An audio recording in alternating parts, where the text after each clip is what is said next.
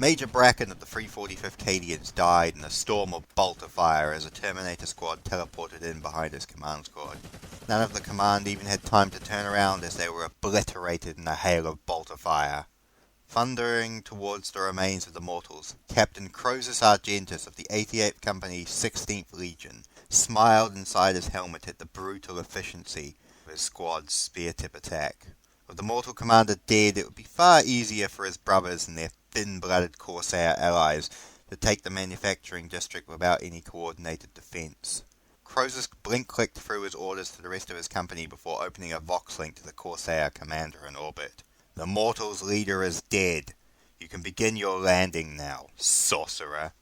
The Corsair's commander did not use a Vox, but instead projected a psychic image of himself before Croesus and his Terminators to reply. Good. Seems that you old warriors are still able to kill efficiently enough for a Mongol brood of a dead legion. Croesus tensed, wishing to draw his combi bolter and unleash death upon this thin-blooded whelp, but such a thing would be pointless. Instead, he waved away the sorcerer's image and turned away. The sorcerer laughed before his image dissipated.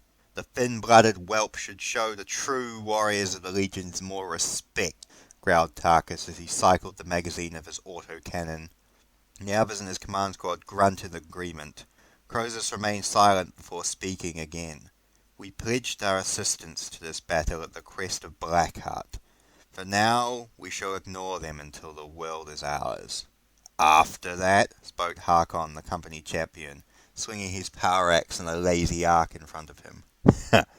What do you think, brother? Spoke Argentus. Gut them all. His squad laughed amongst themselves and trudged away from the plaza, looking for more mortals to kill. It was 4 days later, as the Sons of Horus War-band and the Red Corsairs were purging the last of the mortals away from the planet's capital hive, that Croesus got a priority signal from the Thousand Suns stationed on his command ship in orbit. The ship had once been a battle barge of the 5th Legion, dubbed the Windlance of Chagoras, but Croesus and his company had captured the vessel during the Great Siege of Terra. Now the vessel was dubbed Lupercal's Remembrance, and it answered only to Croesus. Croesus blink-clicked the Voxer to his helm. Report, Tizkin. The Thousand Sun was Alaphiel. He and his squad had been rescued from a demon world by Croesus 70 years ago, and now he swore fealty to the Sons of Horus captain. Captain, there are 7 loyalist Astartes vessels that have broken warp right on top of us, and will be within weapons range in 40 minutes. Chapter? Asked Croesus. Auspex reads as Star Phantoms. They'll be within drop assault range within 60 minutes. Very well, Tizkin. Let the thin-blooded Corsairs bear the brunt of their attack, and try to keep my vessel afloat. We will plunder this world and withdraw to orbit shortly. Confirmed, Vox Tizkin. Croesus blink-clicked the company Vox. Brothers, we have incoming company. Form up and begin securing resources and prepare for incoming loyalist Astartes. Confirmed, Vox all of his squad sergeants in order in his company. Croesus then turned to his immediate brothers in his command squad. Form up, brothers. Seems we're going to be killing more phantoms shortly. His brothers in the command squad laughed, and Harkins laughed as he spoke. It has been a while since I placed the Star Phantom's skull upon my spikes. It will be good to get a new ornament for my armour. Within the 60 minutes that passed, the Sons of Horus began to slow their advance and fall back to their drop sites, without alerting to the Corsairs of their intention. As they did, they allowed the Corsairs to push far ahead of them, cutting into the fleeing guardsmen and PDF forces retreating into the core of the hive. It was unfortunate for the Corsairs that they were charging so far ahead of their support, as they were caught right in the blast of incoming loyalist drop pod assaults. Dozens of drop pods crashing into the Corsair formations, crushing dozens of them. While the Corsairs reeled from the drop pod assault, Croesus and the squad watched as a drop pod landed 50 meters from their position.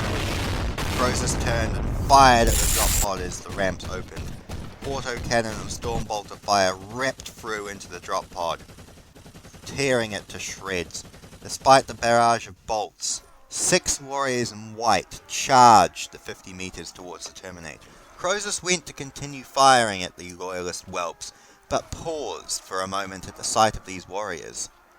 They were clearly Space Marines, however, it was obvious even from a distance that they were something far more, something far different. They were far taller and bulkier than the typical Astartes. Their armour at a glance looked like a mix of Mark IV plate, but also a mix of the newer marks used by the Loyalists. The warrior's bolter, directly in front of him, was far larger and more atypical than any bolter design Croesus had seen thus far. Croesus hesitated at the force of what they could possibly be facing. While Croesus hesitated, the rest of his squad did not, and 2 more white-clad giants died in a hail of bolts and autocannon rounds reached melee range of the Terminators. A warrior in the livery of a sergeant charged directly into Croesus, combat knife raised. Croesus easily parried with his power sword despite the bulk of his Terminator plate, and resisted the urge to impale the white-clad warrior with his blade on the backswing, instead choosing to play with him, blocking and parrying instead of dodging or counter-attacking. It was clear from the duel that while this white-clad warrior was far stronger and more agile than the typical Adeptus Astartes, they were far more inexperienced and arrogant. 4 more deflected strikes with his power blade was enough for Croesus to get the measure of the sergeant, and he ran the sergeant through his primary heart with his power sword, watching as the warrior in white slumped to the ground in a pool of gore. Croesus looked up to see that all of the white-clad warriors were dead, and a lull in the battle was now in place around them. Croesus inspected the dead sergeant as the rest did the same to their dead giants' brothers. Their armour, weapons and equipment were clearly newly fabricated, and not of any design Croesus had seen before. Stooping down, Croesus removed the sergeant's helm and saw the dead giant's face. He looked up with a cold look of hatred, yet the face was clearly an Astartes. Laughter broke Croesus' thoughts, and he looked up to see Tarkus laughing until tears came streaming down his face. Harkin addressed his brother. "What's so funny, brother?" These! We all know what it is, what they are. The corpse slaves are so desperate that they tamper with the Emperor's great work. They are so foolish, desperate and arrogant that they forge gene-forged monsters in the shape of Astartes in the hope that they will save them. Croesus spoke up, not laughing, but accepting his brother's words. It does appear our brother is right. We all know what these things are, what they were made to be. Tarkus kept laughing. Oh, if the Thunder Warriors could see this now, they would be laughing inside their tombs this day.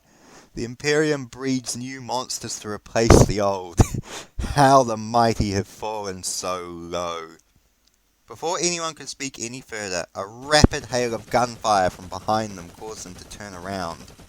When they did, everyone in Croesus' command squad saw a sight they had not seen in 10,000 years. Not since the Great Siege of Terra. A squad of the Emperor's custodian guard stood, slaughtering a horde of mortal thralls taken from the gang crew of Lupercal's Remembrance, and pressed into service as combat thralls. They were being slaughtered in the dozens as the custodies tore into them. Again, Tarkus laughed. Oh, how truly desperate the Imperium is! That is such a sight indeed, brothers.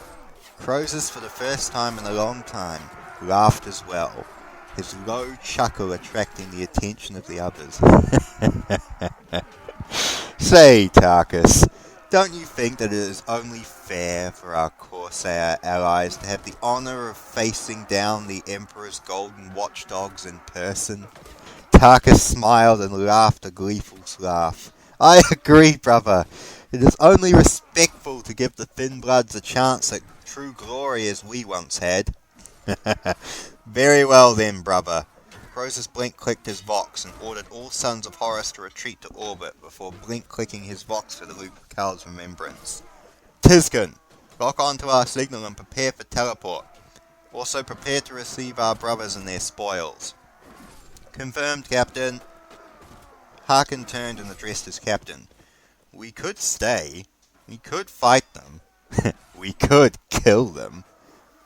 We could, brother. But why would we lose warriors for so little gain? We have the spoils we came here for. It would be a good chance to spite terror. Kill some of his golden attack watchdogs, perhaps? No, brother, spoke Croesus. That is not our objective.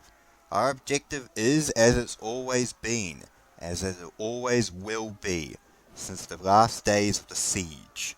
Above all else, above the Imperium, above the Xenos, above everything else, Abaddon must die. Before anyone could say anything further, Croesus and his Terminator Guard disappeared in a flash of purple light.